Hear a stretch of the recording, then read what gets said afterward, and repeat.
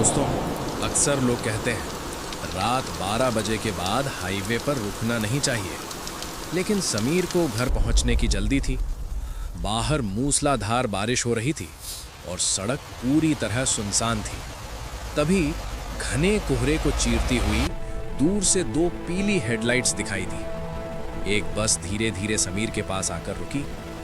बस बहुत पुरानी लग रही थी, लाल रंग की जर्जर सी बस, जैसे सालों से कबाड़ में खड़ी हो। लेकिन समीर के पास कोई और रास्ता नहीं था। वो बस में चढ़ गया। अंदर घुसते ही उसे एक अजीब सी ठंडक महसूस हुई।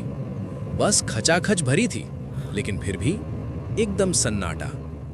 किसी के सांस लेने की भी आवाज नहीं। सारे यात्री गर्दन झुकाए बैठे थे, जैसे जमीन को घूर रहे हों। समीर एक सीट पर बैठ गया। उसने बगल में बैठी एक औरत से, जो घूंघट में थी, धीरे से पूछा, जी क्या टाइम हुआ है? कोई जवाब नहीं आया। वो औरत हिली भी नहीं, बस उसने अपनी उंगली खिड़की की तरफ कर दी। उसी पल कंडक्टर टिकट लेने आ गया। जैसे ही उसने अपना हाथ समीर की तरफ बढ़ाया, समीर की रूह कांप गई। वो हाथ किसी जिंदा इंसान का नहीं था। हरा पड़ा हुआ, सड़ा हुआ मांस और बड़े बड़े काले नाखून।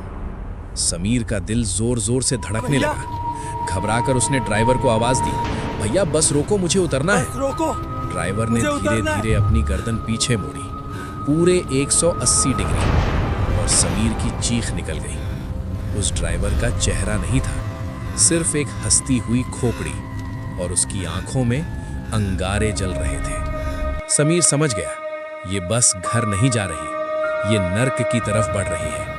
उसने पूरी ताकत लगाई, खिड़की पर लात मारी, शीशा तोड़ा और चलती बस से बाहर कूद गया। जैसे ही समीर कूदा, वो लाल बस सीधी खाई की तरफ बढ़ी और कुछ ही पलों में अंधेरे में गायब हो गई। अगली सुबह पुलिस को समीर सड़क किनारे बेहोश मिला।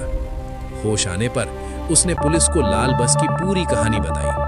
पुलिस इंस्पेक्टर ने गहरी सांस ली, खाई की तरफ इशारा करते हुए कहा, तुम जिस लाल बस की बात कर रहे हो, वो तो 20 साल पहले इसी खाई में गिर गई थी।